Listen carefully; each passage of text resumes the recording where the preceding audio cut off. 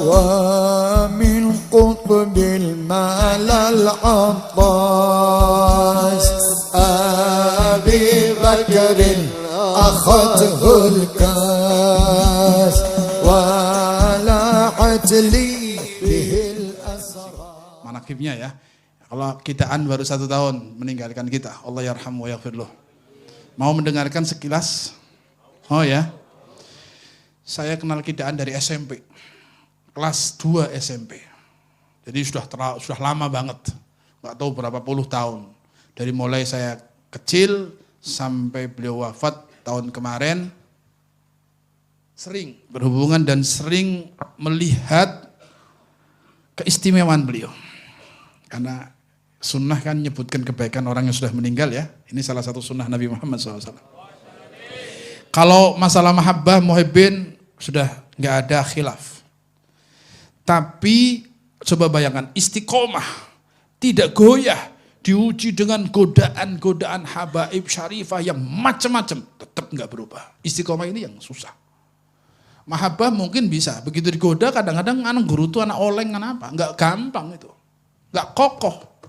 Kadang-kadang mundur dulunya orang ngaji dulu lah, ngaji guru Habib, kusin tekan maring manyong Habib, mumet, ya kan, oleng kan, baru digitu kan.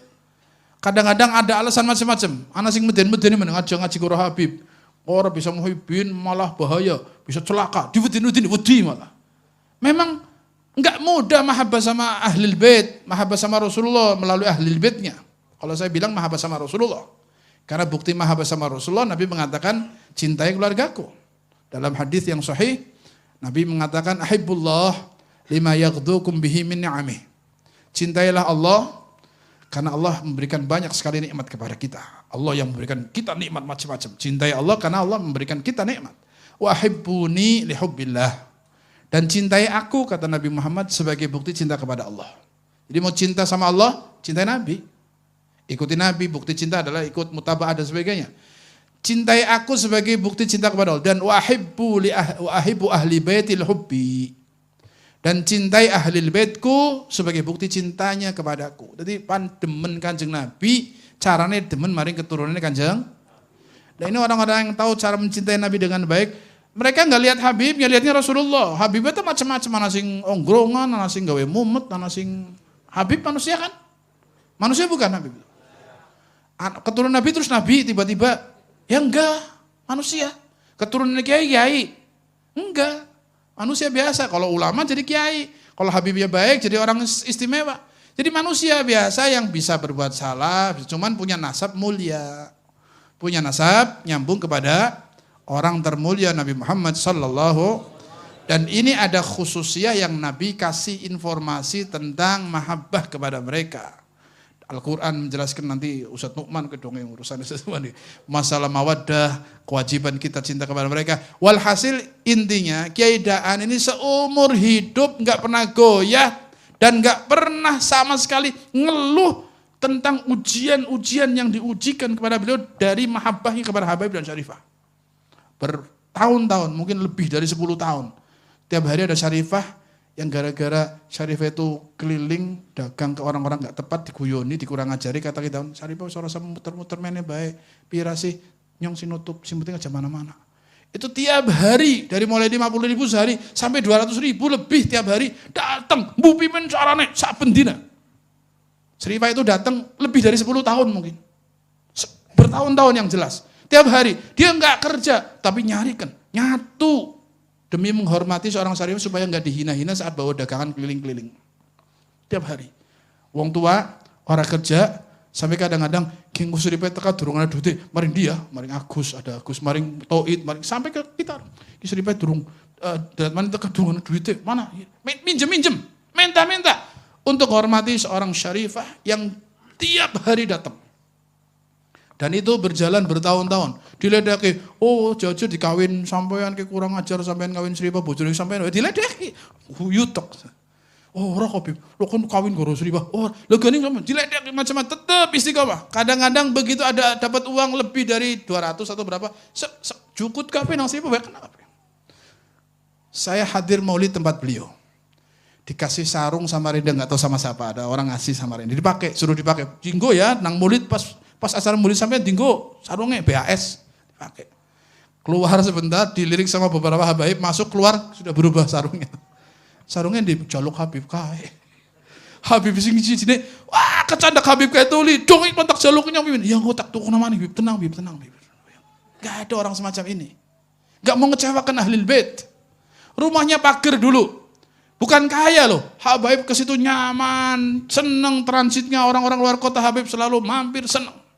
Dan subhanallah, Nabi SAW dalam hadis kitab Ihyaul Mayyit, makna hadis, Nabi mengatakan yang telah berbuat baik kepada keluargaku, man sana'a sani'atan li ahli baiti.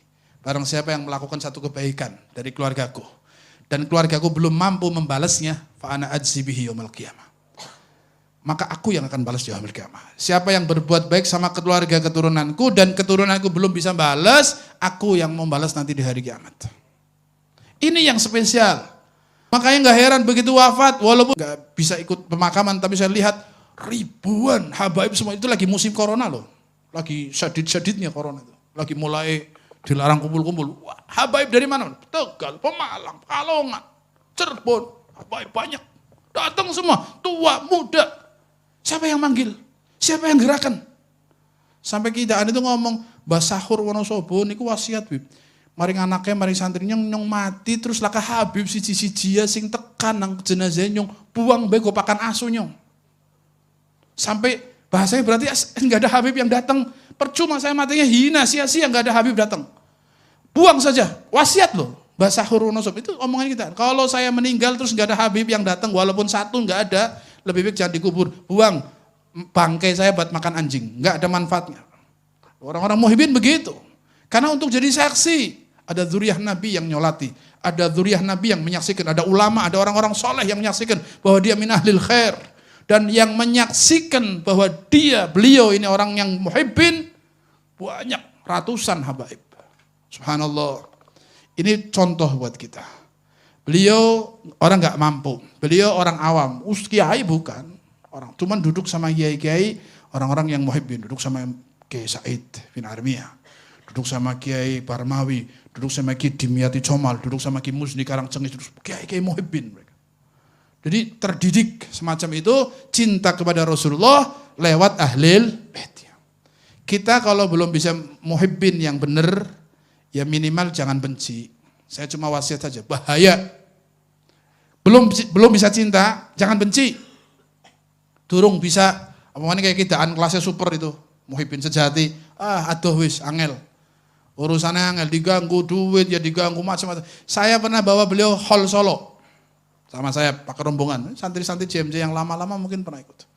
Hadir hall Solo, 2 malam di sana. Itu pikirannya ke rumah, Kenggo Seripai balik, Seripai tekan nang mas apa sih main duit, pikiran, yuk balik. Waktu itu saya minum di pondoknya Habib Soleh Jufri dari Mustafa Solo di Karanganyar, Karangpandan, Karanganyar. Karanganyar kiri separa kok Bib, yuk balik dari Karanganyar Tegal. Tempun di sini ki Karanganyar kidaan, yuk bayar kok Karanganyar balik. Jadi yang difikirkan tamu kalau ada Habib, ada Seripah ke rumah, siapa yang nemoni, siapa yang ngasih uang kalau Seripah datang. Pikirannya hormat sama Habib. Wis nang kene terus akeh Habib, akeh wali kok nyumpan balik Habib. Anak bigi Allah, tanggung kidaan. Besok Maulid pulang. Ya wis, tapi balik gak? Jadi kayak ngomong anak kecil tapi yang difikirkan tamu. Ini Habib kalau ke rumah siapa yang hormati? Seripah itu kalau datang siapa yang ngasih uang? Dipikirkan terus. Bertahun-tahun, Masya Allah. Habib Ghazali meninggal, nangis. Habib, ada yang ganggu, Habib ada yang benci, khawatir luar biasa. Sampai saya bilang kidaan, maaf, biar jangan kan jam sobenesuk teka. Ngerayu saya suruh pindah. Saya bilang kidaan, pangapunten gak kata. Ini saya cerita, ini rumah saya sudah diinjak Habib Muhammad bin Hafid. Anda bilang, sudah didoakan. Saya gak mungkin pindah. Kalau ada orang hasud, ada orang gak senang saya dakwah, insya Allah dengan izin Allah saya akan hadapi karena saya punya guru.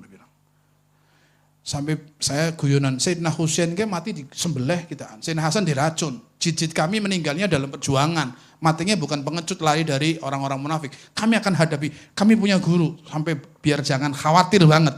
Kami punya guru, Insya Allah dimanapun pasti ada orang hasud, pindah pun pasti ketemu orang hasud. Saya tetap di sini karena berharap barokah tempat ini sudah diinjak Habib Umar dan didoakan Habib Umar. Setelah itu baru tenang kita. Tadinya tiap pagi datang rayu suruh pindah. Golek tanah ke Habib, golek nyontok. Oh bangun Bib nyong sing lurudanan pindah Bib, pindah terus. Khawatir setelah wafatnya Habib Qasim. Ini luar biasa, makanya saya kadang-kadang punya ikatan khusus karena beliau peduli luar biasa. Datang nginep, pas saya sakit nginep. Maulud nginep di sini, berkali-kali. Dan antum mungkin sering duduk di sini di majelis sana saat ada kidaan. Beliau kan sering hadir di majelis kita, orang ngasih tausiah. Beliau sudah pulang menghadap Allah sebagai figur contoh satu sosok yang mahabbah sama Rasulullah melalui ahli baitnya luar biasa. Mudah-mudahan Allah jadikan kita orang yang cinta sama Nabi Muhammad SAW. Cinta kepada sahabat Nabi, ahli bait Nabi, cinta kepada umat Nabi semuanya. Insya Allah. Amin. Allahumma amin ya Rabbal alamin.